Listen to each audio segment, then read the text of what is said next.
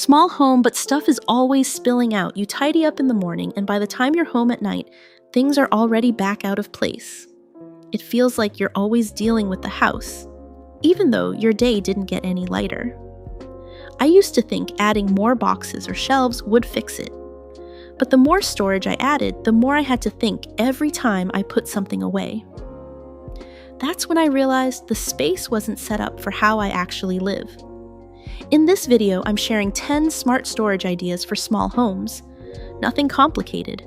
No exhausting cleanouts, just ways to make things easier to grab and easier to put back. These are systems I use every day in my own home. The space didn't get bigger, but I stopped having to reset it all the time. If you want your home to feel lighter without adding more work, stay with me. There's one idea around the bed, especially a place where a lot of storage usually goes unused.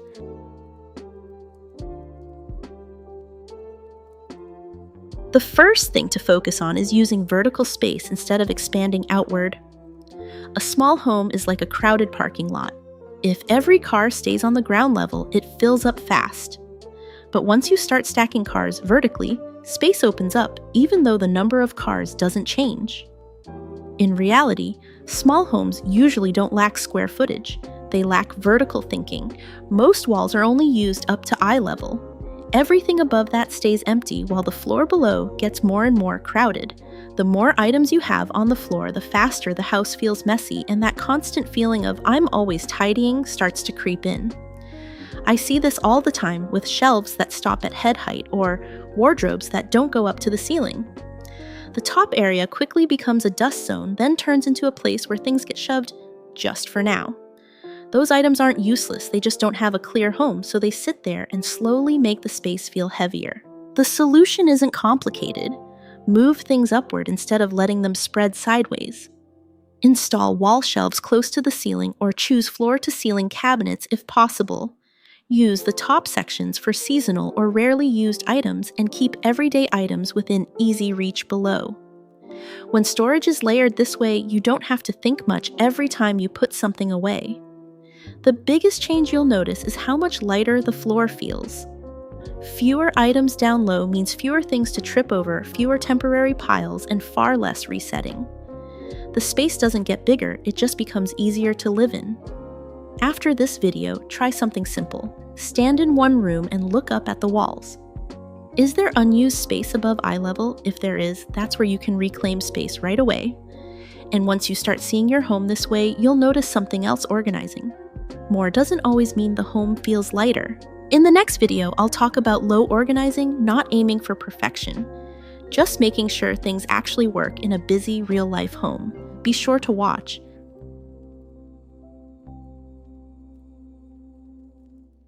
Next, don't overlook visibility and easy access. After you've lifted items off the floor, the next common issue is this: you stop remembering what you even own.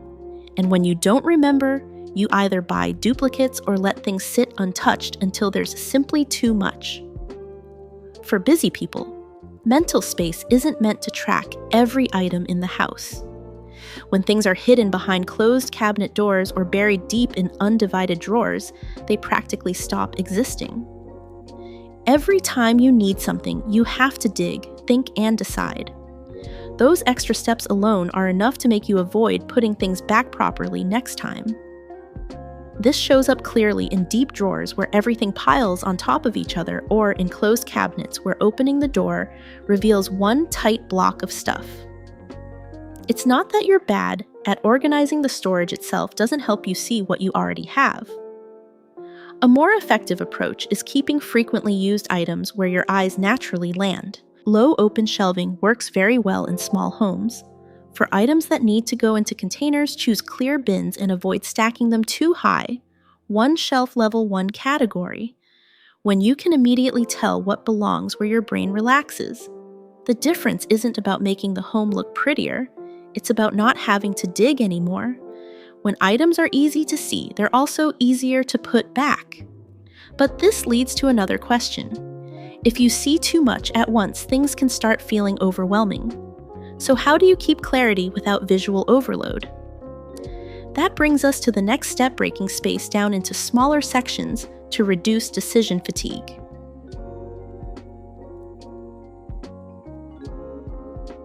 The next step is breaking storage into smaller sections to cut down on decision-making. Even when items are visible, things still get messy if they're mixed together. And once things are mixed, a large drawer almost guarantees clutter. When you open a drawer and see spoons, scissors, rubber bands, batteries, and scraps of paper all together, your brain has to pause and sort.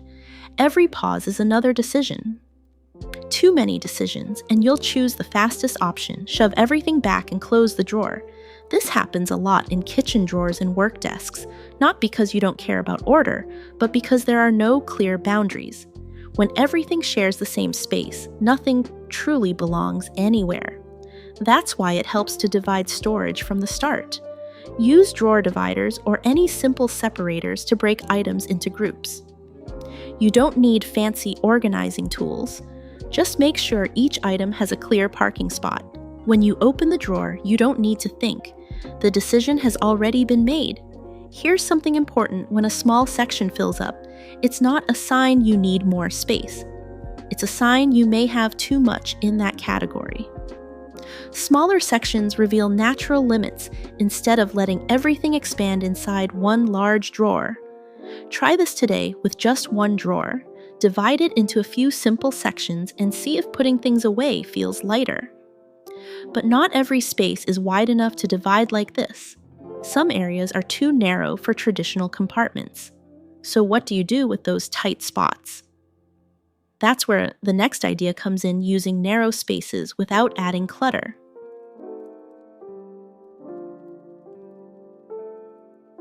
This tip is about turning narrow gaps into flexible storage.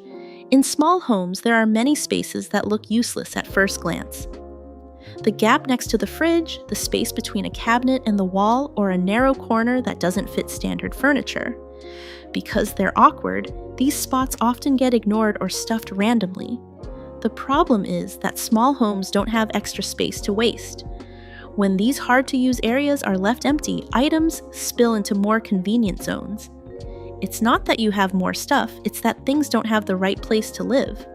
This approach works because it doesn't force the space to do too much. It just uses the right tool for the job. Slim rolling carts are a great example. They fit into narrow gaps but can still hold a surprising amount if used intentionally. The best way to use them is to group items by activity, not by individual objects. One cart for cleaning supplies, one for coffee or tea, one for quick snacks. When you need something, you pull the whole cart out, use it, then slide it back in. No bending, no digging. Flexibility is the key here.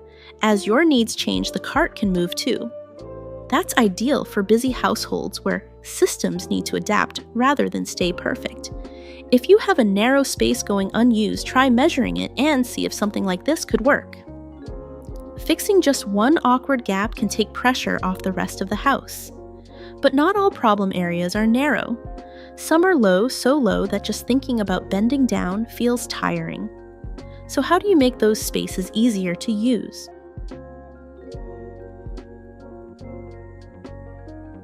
Another tip: make low storage easier to access with pull-out shelves or bins so nothing gets forgotten. Many items go missing not because you don't need them anymore, but because they're simply hard to reach. The harder something is to access, the easier it is to forget. And eventually you buy another one, even though the original is still there. Bending down into low cabinets or reaching into deep corners isn't something tired people want to do. At first you remember what's there, but over time, items stored low slowly disappear from memory. They still take up space, but they stop supporting daily life. This happens a lot under the sink, or in low cabinets at the end of the kitchen. These areas are deep, dark, and items get pushed to the back. To grab one thing, you have to bend down, pull out several items first, then reach for what you need. Too many steps, so next time you avoid it altogether. That's why pull-out shelves make such a difference. When the entire contents slide out at once, there's no deep bending or blind reaching. You see everything immediately. Grab one item, slide it back in, done. No full reset required. One simple rule helps here: take one item out, put one item back. When access is easy, staying organized doesn't require effort. If there's a low cabinet you haven't opened in a long time, ask yourself if everything came out in one motion, would you use it more? But not every item needs to be easy to grab every day. Some things are only used a few times a year, so where should those go to stay out of the way but still accessible when needed?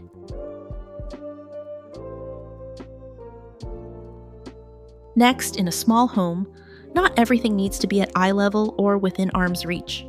When every item is treated the same, the space fills up fast even when the total amount of stuff hasn't changed. Many people organize by category: clothes with clothes, blankets with blankets, winter items together. It sounds logical, but in a busy life, this approach keeps the home feeling constantly full. Items used only a few months a year end up taking space away from things you actually need every day. You see this most clearly with winter blankets or off-season clothing. Even when it's not the right season, you still see them daily, work around them, and move them aside to reach other items. Over time, the home doesn't feel small because of its size, but because too many things are present at once. The solution is to keep only what you're actively using within sight. Seasonal or rarely used items can go into bins or vacuum bags and be stored under the bed or on higher shelves. When you don't see them every day, the space naturally feels lighter and it's easier to focus on what supports daily life. The goal isn't to pack things away tightly, it's to store them so you can forget about them for a while. When the season changes, you bring them out once, adjust, and store them again. Your home doesn't need to be ready for every scenario all year long. Try this now. Look around and choose one group of items you won't need for the next few months. Put them out of sight and notice how the room feels. But even with good storage, there's still one factor that determines whether a home stays tidy long term, and it's not boxes or shelves, it's how much you allow to exist in each space.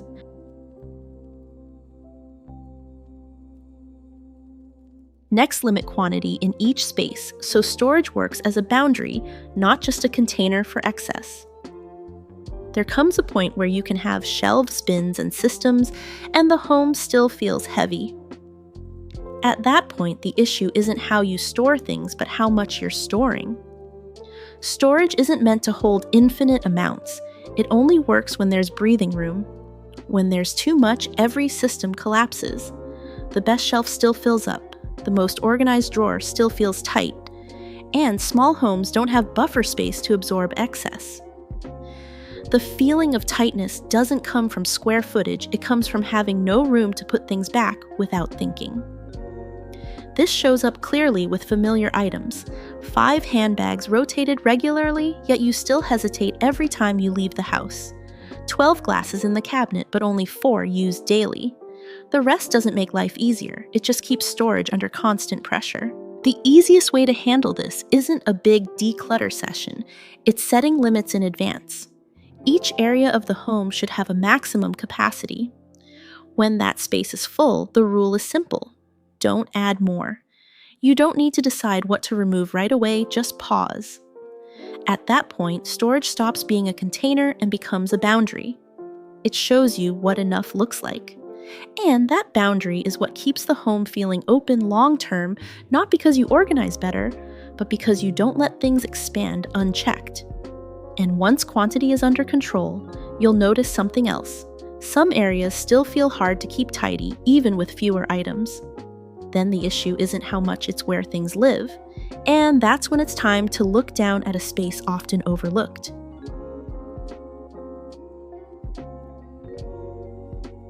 Then build storage directly into the bed area to gain extra space without crowding the room. There's one space in the bedroom that often gets overlooked, even though it takes up the most room: the bed. In a small bedroom, the bed is usually the largest piece of furniture. If it's only used for sleeping, a lot of valuable space is being wasted without realizing it. Bedrooms are often tricky. There's usually not enough closet space, personal items don't have a clear place, and there's very little time to tidy. As a result, things spill outward onto nightstands, chairs, or into other rooms. Not because there's too much stuff, but because the area around the bed isn't working hard enough. A common setup is a bed placed in the center with 2 small nightstands on either side. Off-season clothes and extra bedding get pushed elsewhere, and the bedroom still feels messy even though it doesn't look full. Items are scattered and the space feels disconnected. A more effective approach is integrating storage directly into the bed area. This can mean cabinets or shelving around the bed on both sides above the headboard and up to the ceiling if possible. It doesn't have to be expensive built-ins. Many people simply combine matching modular units and secure them to the wall. The biggest benefit is gaining a large amount of storage without taking up any additional floor space. When the bed storage and nightstands work as one unit, there are fewer loose items and the room looks calmer even if the amount of stuff stays the same. For busy people, selectivity matters. Store only bedroom-related items here and items that don't need to be accessed constantly during the day. Don't turn the bed into a general storage zone. That's when the benefit disappears. And even beyond the bed, there's another area in the bedroom that's often ignored yet can hold quite a bit of rarely used items. That's what we'll look at next.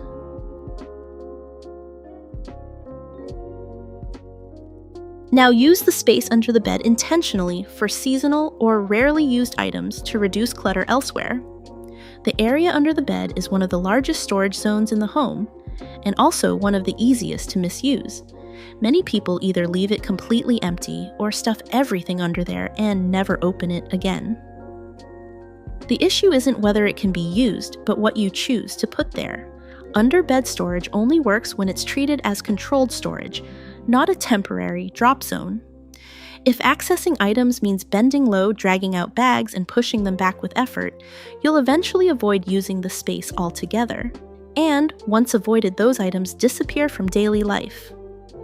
The most effective setup keeps everything low, compact, and pull-out friendly. Low-profile bins with wheels let you access the entire space in one motion. No kneeling, no reaching blindly.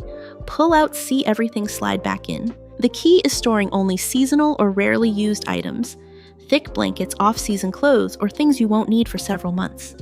If everyday items go under the bed, inconvenience builds quickly, and clutter returns elsewhere. One small but powerful rule: don't overfill. If bins are too heavy, too full, or hard to pull out the space, is adding effort instead of removing it. Under the bed should be a place you can forget for a while, but easily retrieve from when needed. After this video, try pulling out one under bed bin and ask yourself, do I really need to access these items often? If not, you're using the space correctly. And once major areas like the bed and underbed space are handled, there are still smaller surfaces that can reduce clutter significantly if you activate them properly.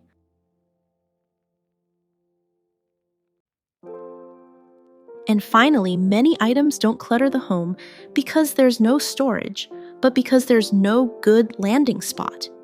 They end up on tables, chairs, or moving between rooms. Often the reason is that convenient surfaces are left unused. Areas like the back of doors, window surroundings, or shared multipurpose cabinets aren't usually considered storage. But in small homes, these surfaces can dramatically reduce loose items when used intentionally. The simplest example is over-the-door hooks, jackets, bags, scarves, daily use items that don't need folding. If storing them requires opening a closet and organizing, you'll likely skip it. With hooks in the right place, it's one motion up and done. Fewer steps mean better follow-through. Window areas work similarly. A small shelf above or beside a window is perfect for lightly used items you don't want buried thin books. Light decor or seasonal pieces. No floor space taken. No visual heaviness, yet real relief elsewhere. Multi-purpose cabinets matter too. Instead of spreading similar items across rooms, choose one shared spot for things used in multiple areas. When items have a clear address, you search less, buy fewer duplicates, and leave fewer things lying around. The value of this tip isn't adding new storage, it's activating surfaces that already exist. Once these small areas start working, the main spaces of the home naturally feel lighter. And that's the common thread throughout this video. A tidy home doesn't come from doing more, it comes from letting each space do the job it was meant to do.